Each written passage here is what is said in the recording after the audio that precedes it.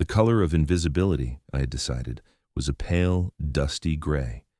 It was the color of the wallflower's gown, the color of the space between conversations, the color of a forgotten book left to gather dust on a high shelf. It was my color. I wore it like a second skin, a shroud woven from years of careful practice and my stepmother's casual cruelty. "She is a gray moth, my lord," I had heard her say to my father just that morning, her voice like honey laced with arsenic, "while our Rosamund is a butterfly. One flutters in the shadows, the other is meant for the sun. We must not let the moth's dust dull the butterfly's wings." My father, a man whose spine had long ago dissolved in the acid of his second wife's ambition, had merely sighed. A quiet, defeated sound that was the anthem of my existence. He would not defend me. He never did. His desire for a peaceful life was a voracious god that demanded my happiness as a constant sacrifice. And so, at the grandest ball of the season, a night designed to display my sister Rosamund's brilliance to the world of eligible suitors, I was once again relegated to the shadows. Rosamund was a vision in silk, the color of a summer dawn, her laughter a cascade of silver bells that drew men to her like bees to a honeysuckle vine. She was not unkind, my sister, merely oblivious, swimming in the warm currents of admiration while I stood shivering on the cold, lonely shore. I was positioned near a bank of ferns, a strategic placement by my stepmother Beatrice that rendered me part of the decor. I was dressed in that familiar damning gray, my face scrubbed and plain, my hair pulled back in a style that was severe rather than elegant. I was not to be a distraction, I was to be a nullity, a void. My purpose was to exist without being perceived, a task at which I had become remarkably adept. I could stand in a crowded room and feel the currents of conversation, the heat of bodies, the gazes of 100 people, all flowing around me as if I were a stone in a river. I had learned to find a strange, bitter solace in it. If no one saw me, no one could hurt me. It was a prison of my own making, but Beatrice held the key and had long ago thrown it away. Tonight, however, she had devised a new, more exquisite form of torment. After Rosamund's third waltz, when the room was warm with wine and optimism, Beatrice stepped to the center of the floor, my father a pale shadow at her side. She raised a hand, and the musicians faltered into silence. "My dear friends," she began, her smile a brilliant predatory thing. "You all see my beautiful Rosamund, a jewel of the first water. But I have another daughter, more modest perhaps, my dear stepdaughter, Alara." She gestured vaguely in my direction. A few heads turned, their eyes skimming past me before returning to her. I felt a cold dread begin to pool in my stomach. This was new. This was public. "In my great affection for her," she continued, her voice thick with false sentiment, "and in the spirit of generosity that fills this wonderful evening, my husband and I have decided to offer a special dowry. A gift, you might say. For any respectable gentleman of good character, perhaps one whose fortunes have seen better days, who would do us the honor of taking our quiet Alara as his wife, we will provide a most charitable settlement. A fresh start." The room fell into a profound, shocked silence. The air crackled with it. She had not just put me on display, she had put me up for auction. I was a problem to be solved, a piece of undesirable property to be offloaded with a sweetener. The humiliation was a physical thing, a hot, searing brand against my skin. I could feel 100 pairs of eyes finally landing on me, not with admiration, but with pity, curiosity, and a faint, cruel amusement. I wanted to dissolve, to turn to smoke and seep through the floorboards. I fixed my gaze on a knot in the polished wood beneath my feet, praying for the world to end. It was in that moment of absolute mortification that he arrived. The great doors at the far end of the ballroom swung open, and a hush fell that was entirely different from the one that had just held the room. It was a silence of awe and intimidation. Standing there, silhouetted against the dark hallway, was Duke Alistair of Blackwood. He was a man spoken of only in whispers, impossibly wealthy, powerful beyond measure, and a recluse who had not attended a social event in a decade. He was severe, cold, a figure of myth more than a man. The death of his parents in a fire years ago had supposedly broken something in him, encasing him in ice. He was the dark king of a northern fortress, and he had just walked into our frivolous, sunlit world. He moved into the room, and the crowd parted before him like the sea before a prophet.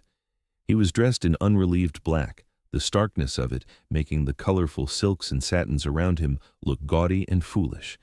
His face was all sharp angles and unforgiving lines, his eyes a startlingly pale gray, like a winter sky. He moved with a stillness, an economy of motion that spoke of immense, contained power. His gaze swept the room once, cold and dismissive. He saw the tableau. Beatrice triumphant, my father wretched, me pinned to the wall by 1,000 invisible arrows of shame. His eyes, which had been scanning the assembly, stopped. They stopped on me. For a breathless moment, he simply watched. His expression was unreadable, a mask of carved stone. He saw me in my gray dress, half hidden by the ferns, my head bowed in misery. He saw my humiliation, and he did not look away. Beatrice, recovering from the shock of his appearance, saw an opportunity. "Your Grace," she purred, gliding towards him. "What an unexpected honor. We were just discussing my stepdaughter's future." The Duke's gaze did not leave me. It was as if she were not even there. He took another slow step into the room, his focus so absolute it felt like a physical touch. The whispers started, a nervous, rustling sound. What was he doing? Why was he looking at her? Then he spoke. His voice was not loud, but it cut through the room with the clarity of a tolling bell. "I have a counteroffer." Beatrice froze, her smile faltering. "Your Grace?" He finally turned his head to look at my father, bypassing Beatrice entirely. "Lord Ashworth, for years you have petitioned for preferential trade rights through my northern territories. Your shipping ventures depend on it." My father, startled to be addressed so directly, stammered, "Yes, Your Grace. It is a matter of great importance." "I will grant you those rights," the Duke said, his voice flat and devoid of negotiation. "Exclusive for a period of 20 years. It will make you one of the wealthiest men in the kingdom."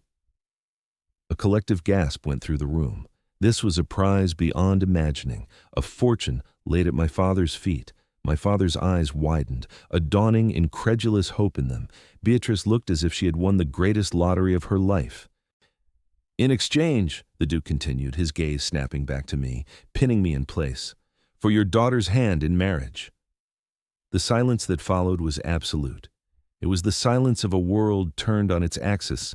Beatrice's face, a moment ago alight with avarice, collapsed into a mask of stunned fury. Rosamund stared, her pretty mouth agape. My father looked from the Duke to me and back again, his mind unable to bridge the chasm between the two. And I simply stood there, my heart hammering against my ribs like a trapped bird. He could not mean me. It was a mistake. He must have meant Rosamund, but his eyes were on me, unwavering, unblinking. "Which daughter, Your Grace?" Beatrice managed to ask, her voice a strained, hopeful whisper. The Duke did not even grant her a glance. He took a final, deliberate step until he stood directly before my pathetic little hiding place among the ferns. He looked down at me, and for the first time, his expression held something other than cold severity. It was not pity, it was appraisal, a quiet, unnerving consideration. "The one in gray," he said, and the world shattered. The days that followed were a blur of bewildered motion. I was a ghost swept up in a whirlwind, moved from my small, neglected room in my father's house to a magnificent suite of rooms in the Duke's city residence.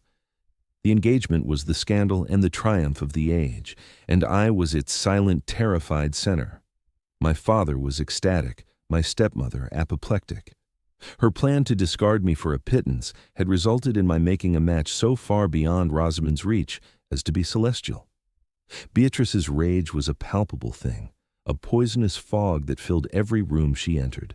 She could not refuse the Duke, for the wealth he offered was too vast and his power too absolute. But the glare she gave me at my departure was a promise of future retribution. My new rooms were larger than the entire upper floor of my father's house. They were furnished with exquisite taste, all muted silks and dark polished wood. A fire was always burning in the hearth, chasing away the chill that seemed to live in my bones.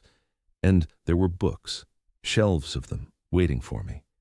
But I could find no comfort in any of it. I was living in a state of profound, terrifying confusion. Why had he done it? The question echoed in the silent, opulent rooms, in the hollows of my own mind. It could not be for love.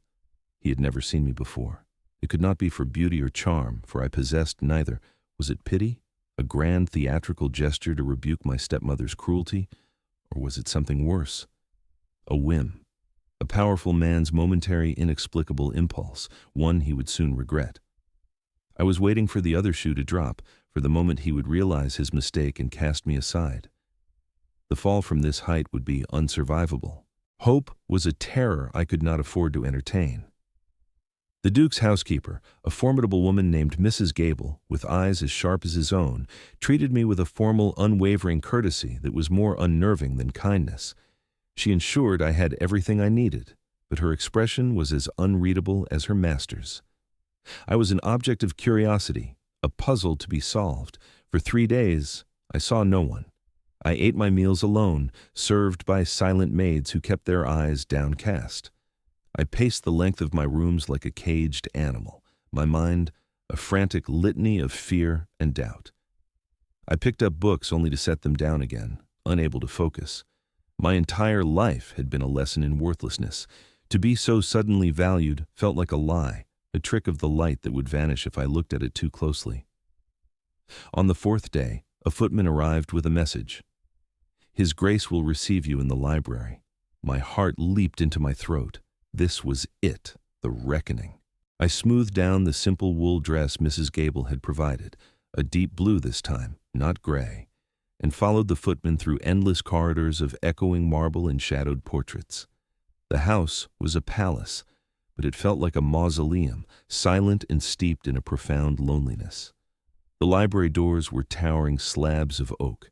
The footman opened one, and I stepped inside, and stopped. I had dreamed of rooms like this. It was a cathedral dedicated to knowledge, books soared to a vaulted ceiling, lining walls on 2 levels connected by a delicate spiral staircase of black iron. The air smelled of old paper, leather, and beeswax. A fire crackled in a hearth large enough to stand in, and seated in a wingback chair before, it was the Duke of Blackwood. He rose as I entered, his height even more imposing in this grand space. He was still dressed in black, a stark figure against the warm glow of the fire. He gestured to the chair opposite his. "Miss Ashworth, please." I moved as if in a dream, my feet silent on the thick Aubusson carpet. I sat on the edge of the chair, my hands clenched in my lap. The silence stretched, thick and heavy. He did not sit back down, but stood by the mantelpiece, one hand resting on the carved marble. "You are wondering why I did this," he said. It was not a question. I could only nod, my throat too tight for words. He was silent for another long moment, his pale eyes studying me. The intensity of his gaze made me feel transparent, as if he could see the frantic, terrified workings of my mind. "5 years ago," he began, his voice low and even, "I acquired the collection of the late Lord Hemlock, a noted scholar of classical engineering. His library was extensive, but I was primarily interested in his works on Athenian architecture." I blinked, confused. What did this have to do with me? Athenian architecture was a passion of mine, a private obsession. I had spent years devouring every text I could find on their revolutionary use of the arch and aqueduct systems. "Most of the books were pristine," he continued, "but one, a rather dry treatise on the water systems of the northern Athenian provinces, was unique. It had been borrowed from a public lending library in your district and never returned. It was filled with marginalia." A cold shock went through me. I remembered that book. I had saved for 2 months to pay the fine for keeping it too long, unable to part with it. I had filled its margins with my own thoughts, questions, and corrections. I disagreed with the author's assessment of the structural integrity of the Serpent's Pass aqueduct and sketched my own theory for its collapse in the margins of Chapter 3. It had been a private conversation with a long-dead author, a foolish, secret indulgence. "The notes were insightful," the Duke said, his gaze unwavering. "They posited a theory of resonant frequency in the stonework, caused by wind patterns unique to the pass, a theory the author had completely overlooked. The handwriting was precise, the logic impeccable. The diagrams, though small, were clearer than the book's own plates." He paused. I was intrigued. I had my man of affairs make inquiries at the lending library. The book had been checked out to a Miss Alara Ashworth. I stared at him, my mind reeling. He had not seen a pathetic plain girl in a gray dress at the ball. He had seen the author of the Marginalia. He had seen my mind. Sighed, I have followed your intellectual pursuits from a distance since then, he said, a statement so astonishing I could barely process it. The essays you submitted under a male pseudonym to the Royal Architectural Journal. The historical monograph on pre-classical load-bearing walls you ghost-wrote for Professor Albright. I know you did not receive credit for that, by the way. He is a fraud. I felt the blood drain from my face. These were my deepest secrets, the hidden parts of my life where I was not a gray moth but a builder, a thinker. I had created a small, secret world for myself, and he had been standing at its gates all along. At the ball, he said, his voice softening almost imperceptibly. I saw the woman whose mind I had come to admire being sold like livestock. I found the discrepancy intolerable. He finally moved, walking from the fireplace to a large table laden with scrolls and blueprints. He unrolled one. It was a stunningly detailed plan for a new bridge.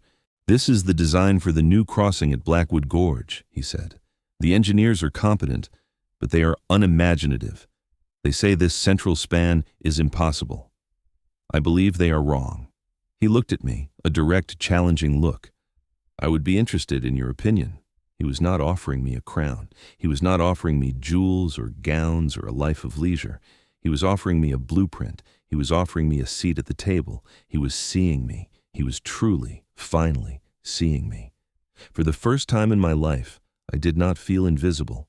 I felt terrifyingly, blindingly visible. And as I rose from my chair and walked toward the table, toward him, the terror began to recede, replaced by a fragile, unfamiliar flicker. It was the color of hope. In the weeks that followed, the Duke's library became my sanctuary and my world. We fell into a quiet, scholarly rhythm that was more intimate than any courtship of whispered sweet nothings and stolen glances could ever be. Our meetings were always, on the surface, proper. Mrs. Gable would often be present sitting by the fire with her sewing, a silent and watchful chaperone. But her presence faded into the background as Alistair and I bent our heads over blueprints and ancient texts. He was not a man for idle chatter. Our conversations were deep dives into the heart of things that mattered. We argued over the tensile strength of granite, the forgotten art of Roman concrete, the philosophical implications of building something meant to outlast empires. He would ask a question, a sharp, insightful probe that cut through pleasantries and demanded an honest answer. Why do you favor the flying buttress? It is an elegant solution, but is it an honest one? It wears its skeleton on the outside. I found my voice with him. The hesitant, clipped sentences I used with my family melted away. Here, my thoughts were currency. My ideas were valued. I would counter his arguments, my initial timidity replaced by the passion for my subject. It is not dishonest, Your Grace. It is a confession. It admits that great height requires great support. It is truth rendered in stone. A flicker of something, approval, respect, would light his severe features. A near smile that never quite reached his lips, but warmed his pale eyes. Those small, fleeting moments became my sustenance. They were affirmations that I was not a fool, that the world I had built inside my mind was real and had worth.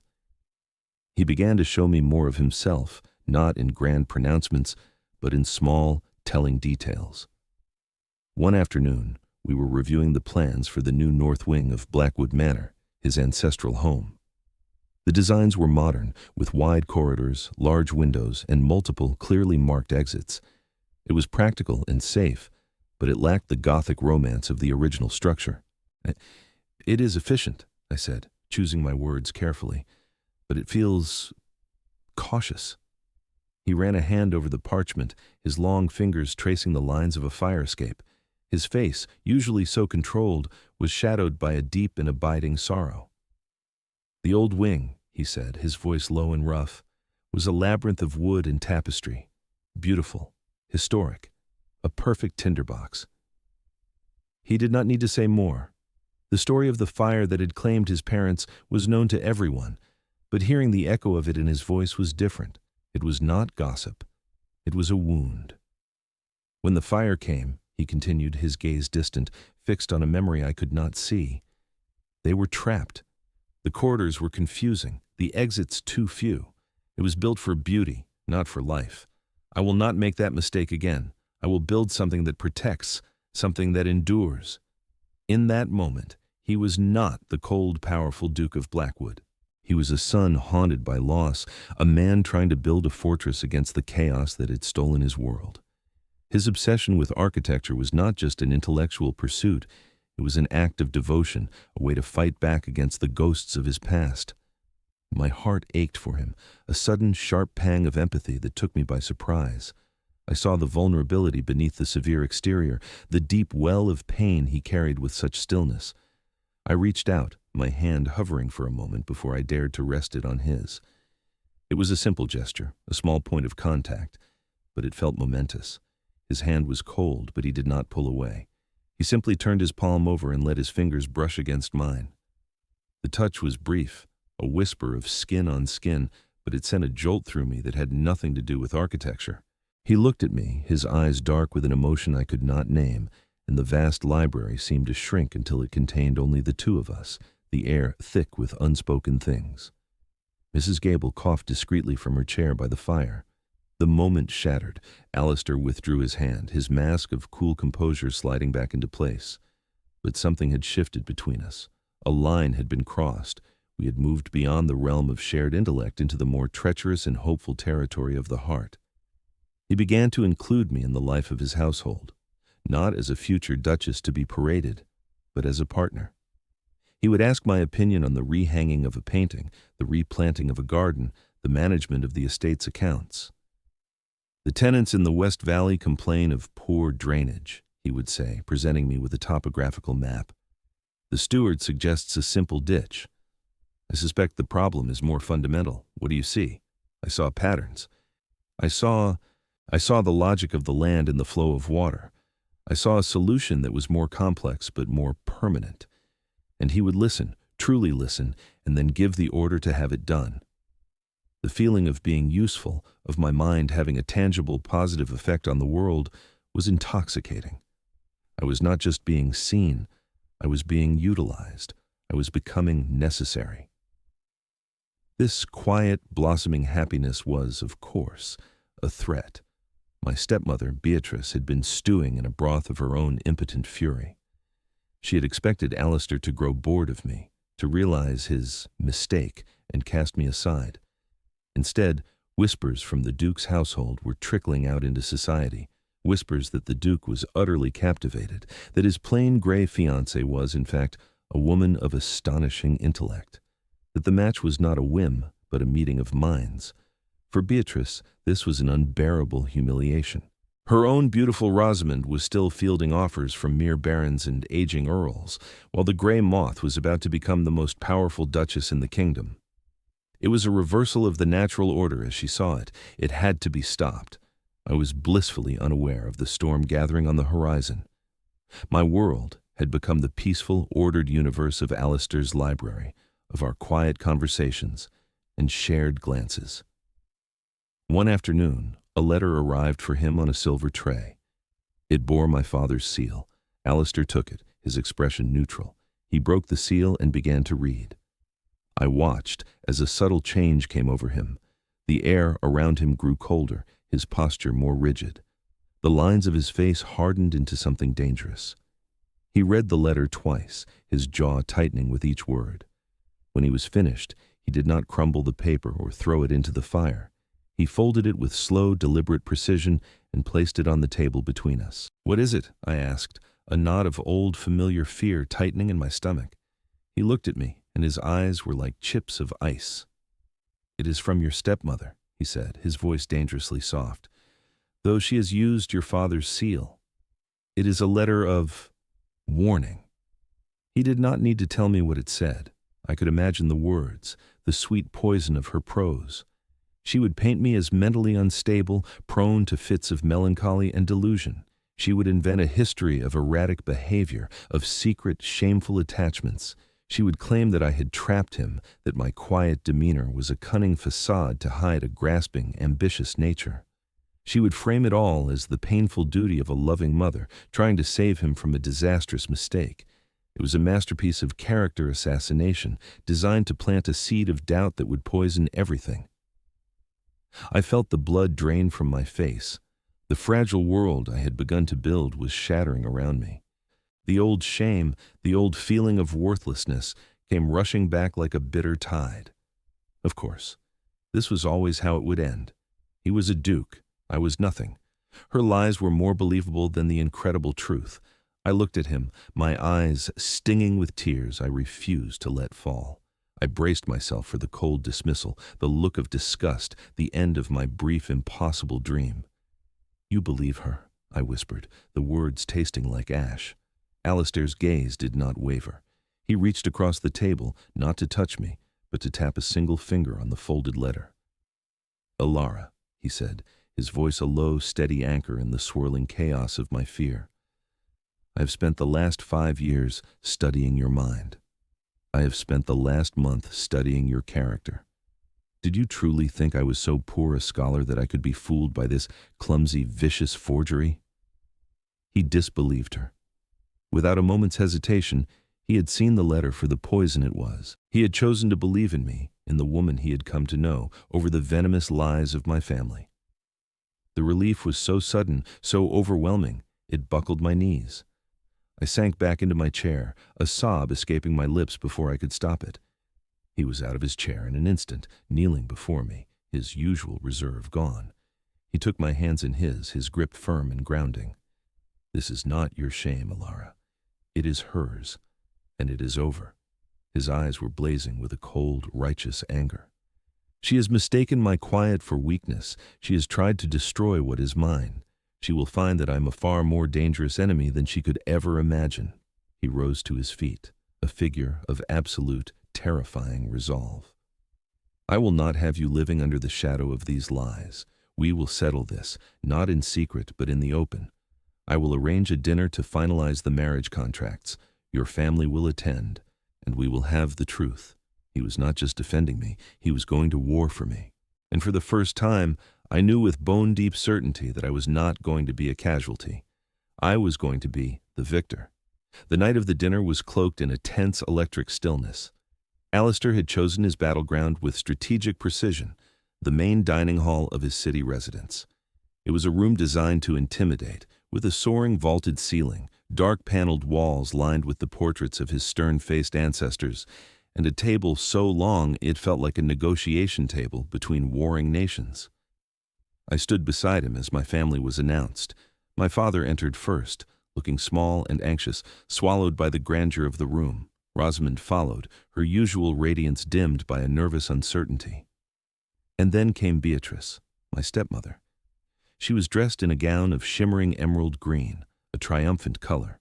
She believed her poison had worked, that this dinner was a formality before the Duke politely disentangled himself from me. Her smile was a mask of sweet concern, but her eyes, when they met mine, were glittering with victory. She curtsied low before Alistair. "Your Grace, I'm so glad you've taken my concerns to heart. It was a mother's most painful duty." Alistair's expression was one of polite, unreadable granite. "Lady Ashworth," he said, his voice cool and courteous, "I'm grateful for all information that clarifies the situation. Please be seated. We have much to discuss." We sat. I was placed at Alistair's right hand, a position of honor that made Beatrice's smile tighten almost imperceptibly. Servants moved with silent efficiency, filling wine glasses and serving the first course. The silence was agonizing. My father fidgeted with his silverware. Rosamund stared at her plate. Only Beatrice seemed at ease, a predator waiting for the kill. Alistair let the silence stretch, a tool he wielded with expert precision. Finally, as the first course was being cleared, he placed his napkin on the table. "Lord Ashworth," he began, his tone deceptively mild, "we are here to finalize the contracts for my marriage to your daughter, a marriage that comes with a rather significant trade agreement for you." My father brightened. "Indeed, Your Grace, a most generous agreement." "It is," Alistair agreed. "However, A letter I received has raised some questions, not about the bride, but about the family from which she comes." He produced the folded letter from his coat and placed it on the white tablecloth. Beatrice stiffened. "This letter," Alistair continued, "alleges that Miss Ashworth is unstable, prone to delusions, that she is manipulative and deceitful. It is a portrait of a deeply disturbed young woman." He paused, his gaze sweeping over them. "It is, of course, a complete fabrication from start to finish." Beatrice gasped, placing a hand on her chest in a flawless performance of shock. "Your Grace, I wrote to you out of fear for your well-being. I would never—" "You would," Alistair interrupted, his voice losing its mildness and taking on an edge of steel. "And you did. But you made a critical error. You assumed I was a fool." He gestured to a man standing discreetly in the shadows near the door. I recognized him as Mr. Davies, Alistair's man of affairs. Davies stepped forward and placed a leather-bound ledger on the table beside the letter. "When I receive a warning of such a vicious nature," Alistair said, his voice dropping to a low, dangerous register, "I find it prudent to investigate the source, to understand the motive behind the lie." He opened the ledger. "These are the accounts of your late wife's dowry, Lord Ashworth, the inheritance left in trust for your daughter, Alara." My father paled. "That was settled years ago. Beatrice has managed it since—" His voice trailed off as understanding, cold and horrifying, began to dawn on his face. "Precisely," Alistair said. "Lady Ashworth has been managing it. She has been managing it directly into her own accounts. For 10 years, a systematic and thorough embezzlement of the funds meant for your own child." He tapped a page in the ledger. "The purchase of this emerald necklace, Lady Ashworth, it coincides with the final withdrawal from Alara's trust, a bold move." Beatrice's face had gone ashen. The mask of concern had shattered, revealing the raw, ugly greed beneath. "Lies! These are forgeries! You are trying to ruin me!" "Am I?" Alistair's voice was silk over iron. "I also have a sworn statement from the jeweler and from the bank manager who you bribed to overlook the transfers. My resources, Lady Ashworth, are considerably greater than yours. The motive for your letter becomes painfully clear. You could not bear to see Alara, the daughter you had impoverished and abused, make a match that would elevate her beyond your reach. If she married me, her finances would be scrutinized, your theft would be exposed, so you tried to destroy her reputation first." The room was utterly silent, save for Beatrice's ragged breathing. All eyes were on her. The hunter had become the prey. My father stared at her, his face a mess of horror and dawning shame. Rosamund looked from the ledger to her mother, her beautiful face pale with disgust. And in that moment, seeing my tormentor stripped of her power, exposed and cornered, something inside me broke free. The fear that had kept me silent for a lifetime evaporated, replaced by a cold, clear anger. I had a voice, and I would use it. I stood up. My movement was calm, measured. All eyes turned to me. I looked directly at the woman who had tried to erase me. "You called me a gray moth," I said, my voice steady and clear, ringing in the silent hall. It was the first time I had ever spoken to her as an equal, and the shock of it registered on her face. "You worked so hard to make me believe it," I continued. "You dressed me in drab colors, you hid me in corners, you told me I was plain and quiet and worthless. You did it so that no one would look closely at me, so no one would see what you were doing, so that your own daughter could shine brighter against my shadow." Rosamund flinched, a small pained sound escaping her lips. "But you were wrong about moths, Beatrice," I said, using her name for the first time in my life. The word felt like a key turning in a lock. "They are not lovers of shadow. They are creatures of the night, yes, but they are drawn to the light, desperately. They will beat themselves against a lantern glass for a glimpse of the flame." I took a step toward her, my gaze unwavering. "I was that moth, and you kept me in a dark, sealed room, because you preferred the dark. The dark is where secrets can be kept. It is where theft can be hidden. It is where a spirit can be broken quietly without anyone noticing." I stopped before her chair. She shrank back, her eyes wide with fear. She had never seen me like this. No one had. "But a crack of light appeared," I said, my voice softening but losing none of its intensity. "And I flew to it. You can no longer keep me in the dark. Your lies have been brought into the light, and they have withered to dust. You have no power over me anymore." I wept, not tears of sorrow, but of a profound, shattering catharsis. I had spoken my truth. I had reclaimed my own story from the woman who had tried to write me out of it. My father finally moved. He rose to his feet, his face etched with a shame so deep it was painful to witness. He looked at Beatrice with the eyes of a man seeing a monster for the first time. "You will leave my house," he said, his voice trembling but firm. "You will leave tonight. You will take nothing with you." Beatrice stared at him, then at Alistair's implacable face, then at me. There was no escape. She was utterly, comprehensively defeated. A strangled sob of pure fury and despair broke from her, and she stumbled from her chair, her reign of casual tyranny over. Rosamund rose and came to my side. Tears streamed down her face. "Alara," she whispered, taking my hand, "I am so sorry. I was blind. I never saw." Her support, so long absent, was a final healing balm. The room emptied. My father escorted a weeping Rosamund out, leaving Beatrice's final desperate appeal to fall on deaf ears. Mr. Davies collected his ledger and vanished as silently as he had appeared.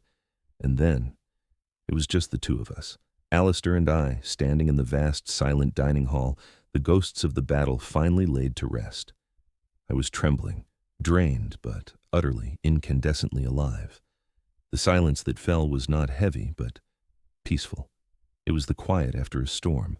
Alistair came to me, his severe face softened with an emotion that made my heart ache. "The trade agreement stands, of course," he said quietly, his gaze searching mine. "My word is my bond.